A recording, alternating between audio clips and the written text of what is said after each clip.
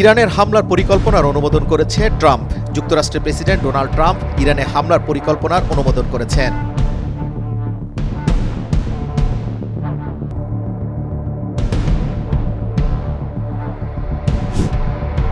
Israel বিরোধী পোস্টারে বরখাস্ত হলেন পেন্টাগনের কর্মকর্তা। বরখাস্তকৃত কর্নেল নাথান ম্যাকরমার মার্কিন জায়ান্ট চিফস অফ স্টাফ J5-এর স্ট্র্যাটেজিক্যাল প্ল্যানিং ডিরেক্টর লেভান্ত ও মিশরীয় শাখার প্রধানের দায়িত্বে ছিলেন। ইসরায়েলে হামলায় বেড়েছে তেলের দাম। ইরানের পারমাণবিক স্থাপনা ইসরায়েলে হামলা চালানোর পর প্রতি ব্যারেল ব্যান্টোক্লুইড তেলের দাম 88 সেন্ট থেকে বেড়ে দাঁড়িয়েছে $77.58।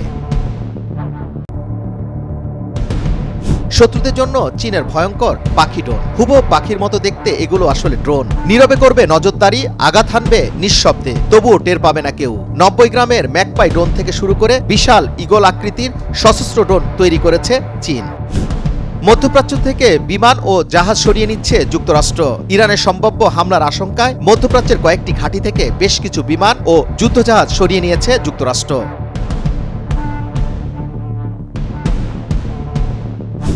মার্কিন প্রেসিডেন্ট ডোনাল্ড ট্রাম্পকে উদ্দেশ্য করে চীনের প্রেসিডেন্ট শি জিনপিং বলেছে 750টি সামরিক ঘাঁটি দিয়ে বিশ্বকে ঘিরে রাখা এবং প্রতি বছর প্রায় $1 ট্রিলিয়ন ধোঁয়া উড়ে যাওয়ার সঙ্গে আপনি কি আপনার প্যারেডে সেই প্রেতাত্মার ধ্বনি শুনতে পাচ্ছেন?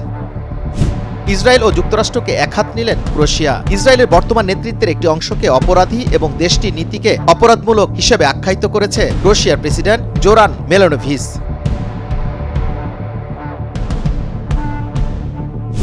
ইরানকে সমর্থন জানিয়ে ইসরায়েলকে মধ্যপ্রাচ্যের ক্যান্সার বলল উত্তর কোরিয়া। ইরানে ইসরায়েলের আগ্রাসন মানবতা বিরোধী অপরাধ হিসেবে আখ্যায়িত করেছে উত্তর কোরিয়া। KCN এর বিবৃতিতে জানায়, এই হামলা মধ্যপ্রাচ্যে বড় ধরনের যুদ্ধ বাঁধিয়ে দিতে পারে।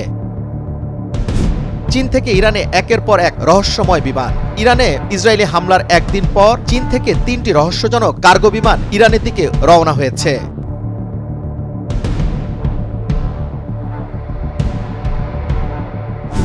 ইরান আমাদের কাছ থেকে কোনো ধরনের সাহায্য চায়নি। পুতিন। ইরান ইসরায়েল যুদ্ধ নিয়ে রাশিয়া কোনো পক্ষের উপর সমাধান চাপিয়ে দিচ্ছে না বলে জানিয়েছেন দেশটির প্রেসিডেন্ট ভ্লাদিমির পুতিন। তিনি বলেন, আলোচনার মাধ্যমে আমরা সমাধান বের করতে চাচ্ছি।